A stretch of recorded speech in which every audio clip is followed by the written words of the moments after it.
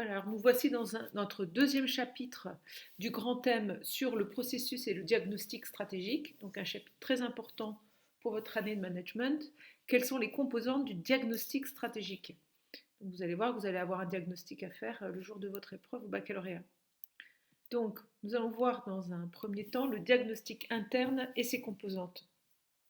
Donc, en fait, tout simplement pour définir une stratégie, une organisation, elle doit réaliser un diagnostic.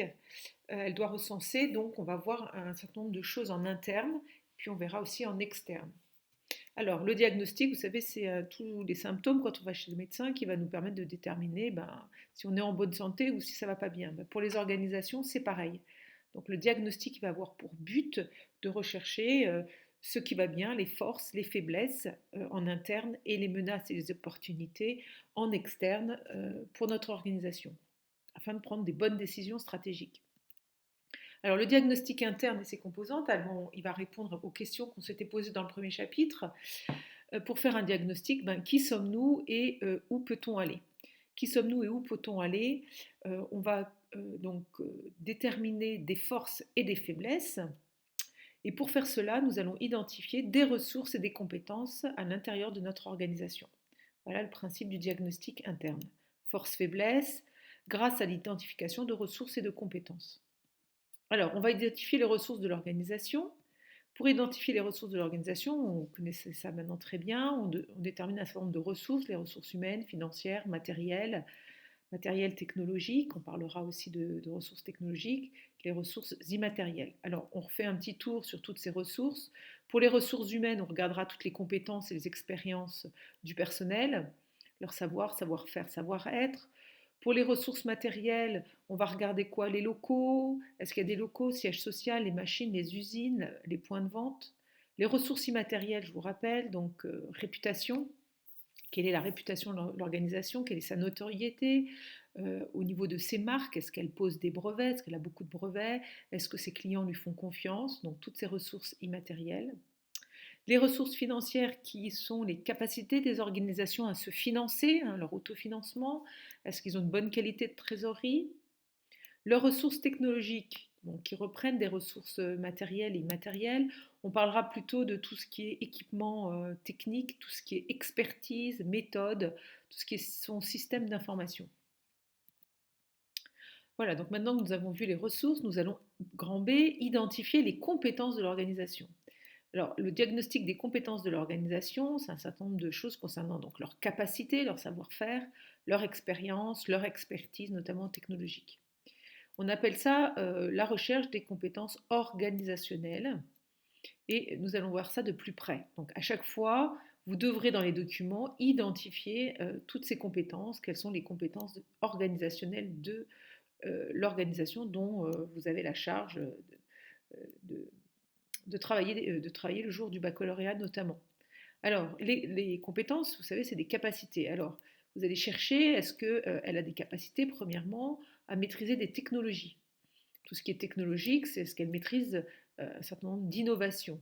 Est-ce qu'elle est capable de créer des produits nouveaux ou est-ce qu'elle est capable d'en créer et ou d'améliorer ce qui existe? Donc, une maîtrise des capacités technologiques, à maîtriser des technologies. Deuxièmement, des capacités à coordonner l'ensemble de ses services. Donc ça va passer par des capacités managériales. Est-ce qu'elle est capable de faire circuler l'information? Est-ce qu'elle est capable de bien communiquer?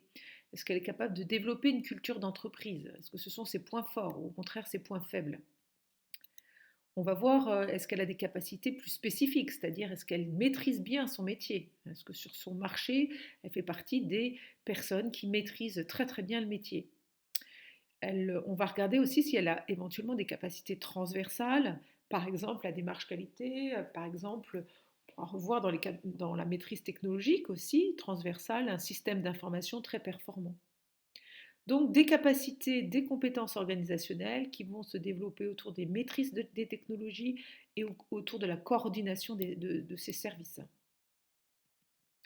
Alors, ces compétences que nous allons trouver dans nos organisations, ces compétences distinctives, eh bien, pour qu'elles deviennent un avantage concurrentiel, si elles deviennent un avantage par rapport à leurs concurrents plutôt, on va appeler ces compétences des compétences stratégiques ou des compétences fondamentales. des compétences pour lesquelles notre organisation assure la pérennité de celle-ci. Donc, pour passer d'une compétence distinctive à un avantage concurrentiel, c'est-à-dire, on va l'appeler compétence stratégique, il faut un certain nombre de conditions. Il faut que cette compétence permette soit de saisir une opportunité, soit d'échapper à une menace. C'est une compétence telle eh bien, qu'elle permet, s'il y a une opportunité, de la saisir, s'il y a des menaces, au contraire, de les neutraliser. Par exemple, des compétences métiers, des compétences de système d'information. Deuxième condition, pour qu'on parle de compétences stratégiques ou d'avantages concurrentiels, il faut que cette compétence réduise les coûts ou génère de la création de valeur. Donc elle est vraiment fondamentale. Cette compétence-là, par exemple la maîtrise d'un métier, nous fait créer de la valeur et nous fait réduire des coûts. Troisième condition pour que nous ayons un avantage concurrentiel, il faut que cette compétence soit rare, voire unique par rapport à d'autres concurrents. Et dernière condition, il faut qu'elle soit difficilement imitable. C'est une compétence, une culture d'entreprise, une compétence transversale qui a été développée au cours des années et qui est difficilement imitable par mes concurrents. Donc si j'ai ces 4 conditions, ou si ma compétence remplit ces conditions, elle est rare, unique, elle est difficilement imitable, elle permet de créer de la valeur, elle permet d'échapper à une menace ou de saisir une opportunité, eh bien on va parler de compétences stratégiques et d'avantages concurrentiels. Donc si on veut formaliser notre diagnostic interne, vous aurez à remplir un petit tableau. Donc ça va être à vous, en cours on va le travailler, on vous le donnera, mais ce sera à vous de le reproduire le jour de l'examen. Donc un tableau force-faiblesse avec vous mettez vos ressources et vos compétences organisationnelles. Puis vous pourrez conclure sur ce diagnostic interne. Vous voyez, on retrouve force-faiblesse, ressources, compétences. Et vous aurez donc à conclure sur ce diagnostic interne après avoir fait, de façon très rationnelle, un tableau force et faiblesse, ressources, compétences. Voilà pour le diagnostic interne et ses composantes. Nous allons maintenant voir le diagnostic externe en grand 2 et ses composantes. Donc nous répondons toujours à la même question, qui sommes-nous, où pouvons-nous aller, grâce cette fois à un diagnostic à l'extérieur de l'organisation, dans lequel nous allons chercher à identifier les opportunités et les menaces. Vous voyez, on ne parle plus de force et faiblesse. Vous gardez force et faiblesse pour le diagnostic interne, pour le diagnostic externe, pour les facteurs environnementaux, vous parlez d'opportunités ou de menaces. Tel facteur va être une opportunité de création de valeur pour une organisation ou au contraire une menace pour une organisation. Alors on va regarder donc comment on va identifier ces menaces et ces opportunités.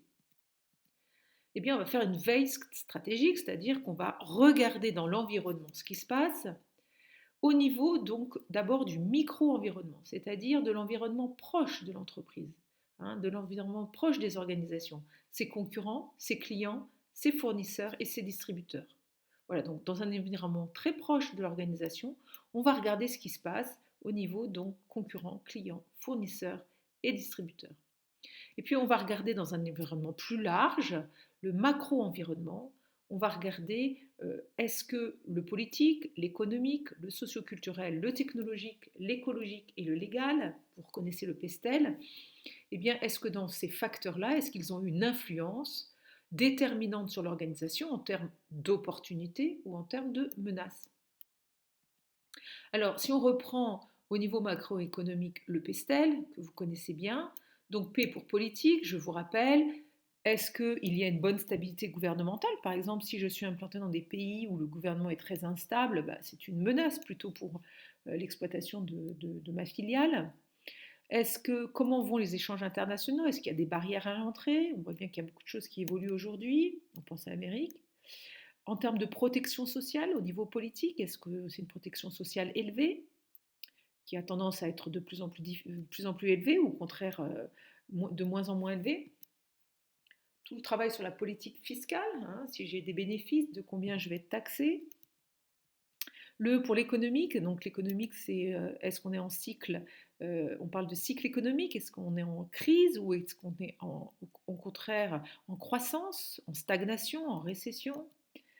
Comment évolue le produit intérieur brut? Vous savez, c'est la création de richesse en France, l'inflation, le chômage, le revenu disponible, c'est-à-dire aussi le pouvoir d'achat des consommateurs.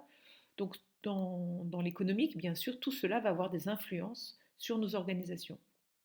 Le S pour socioculturel, donc on va regarder la démographie. Est-ce qu'on est sur plutôt un type de consommateur qui a tendance à être vieillissant ou au contraire a tendance à augmenter? Ce sont des jeunes qui vont bientôt arriver sur le marché et être consommateurs.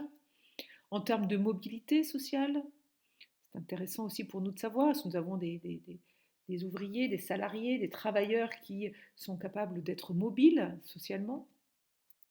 Le consumérisme, c'est la capacité à consommer, les comportements, tout ce qui concerne les comportements d'achat, euh, le niveau de l'éducation des personnes, les attitudes face aux loisirs, face au travail. Donc tout ça, ça va avoir aussi des incidences sur les organisations. Le T pour technologique, est-ce qu'on est dans un environnement extrêmement innovant avec beaucoup de brevets et de découvertes?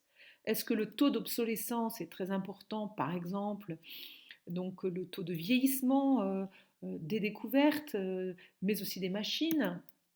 Est-ce que le transfert de technologie est rapide entre un domaine et un autre? Le E pour écologique, vous savez que la dimension environnementale est extrêmement importante aujourd'hui. Euh, Qu'est-ce qui se passe? Est-ce que nous traitons les déchets? Est-ce que les organisations traitent les déchets? Est-ce que nos consommateurs sont sensibles à l'environnement? Est-ce que nous sommes sensibles à l'environnement? Est-ce que nous consommons beaucoup d'énergie? Et enfin, le L, c'est tout ce qui est légal, donc très important, toutes les lois commerciales, les lois sur les monopoles ou sur les ententes, la législation sur la santé, sur la sécurité, qui va avoir une incidence bien sûr sur les employés, toute la législation bien sûr du travail, qu'il faudra être très exigeant, regarder ça de près dans un environnement extrêmement complexe et variable.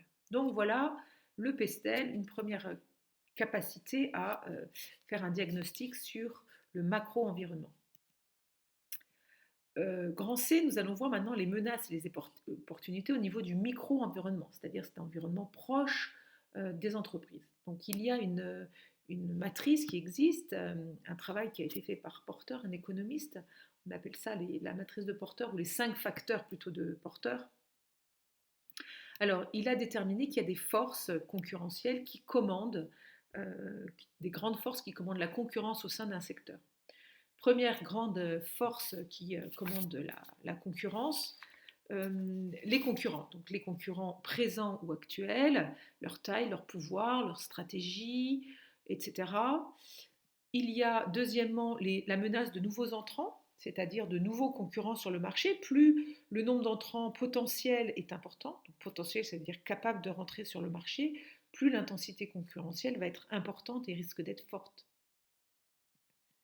Troisièmement, le pouvoir de négociation des clients. Vous voyez, plus un client a un pouvoir sur moi parce que c'est un client avec lequel je fais beaucoup de chiffres d'affaires et qui est très important pour moi, plus il aura un pouvoir aussi de négociation important. Donc c'est important aussi de voir si on n'est pas trop dépendante d'un même client. On va étudier chez ces clients leur pouvoir d'achat, leur comportement, etc. De la même chose, on a aussi le pouvoir de négociation des fournisseurs. Plus le chiffre d'affaires est réalisé avec un fournisseur, plus la négociation va leur être favorable.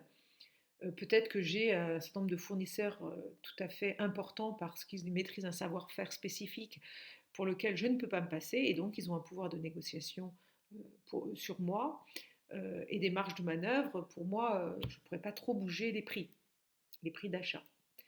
Cinquièmement, la menace de substitution. Les produits de substitution, c'est des produits qui sont différents de ceux que je propose, mais qui permettent de satisfaire les mêmes besoins.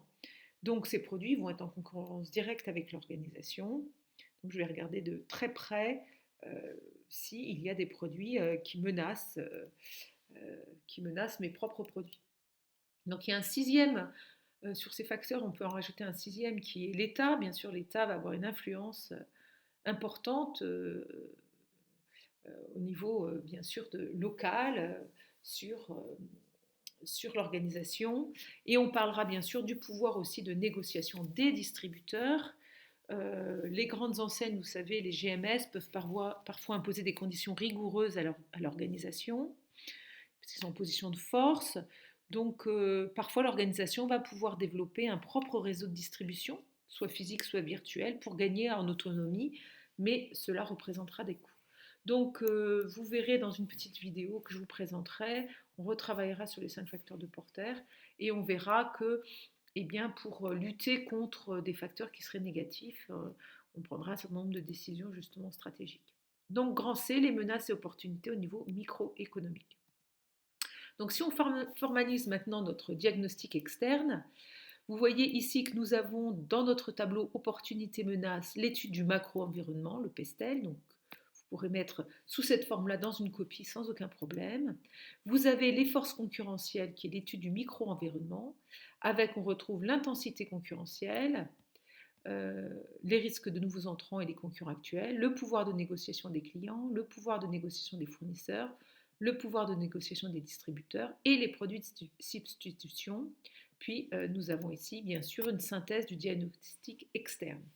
Alors n'ayez pas peur, bien sûr, dans les documents que vous aurez, dans les cas qui vous sont donnés de situation de management, vous n'aurez pas à chaque fois à remplir toutes les cases, vous aurez certaines opportunités ou certaines menaces particulières qui apparaîtront en faisant votre tableau.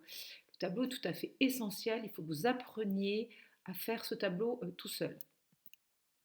Donc si on récapitule, nous avons l'environnement, source d'opportunités ou de menaces. Pour trouver ces opportunités et ces menaces, on a une grille qui nous permet de travailler la dimension du macro-environnement. Et puis on a Porter qui permet de nous faire travailler le micro-environnement.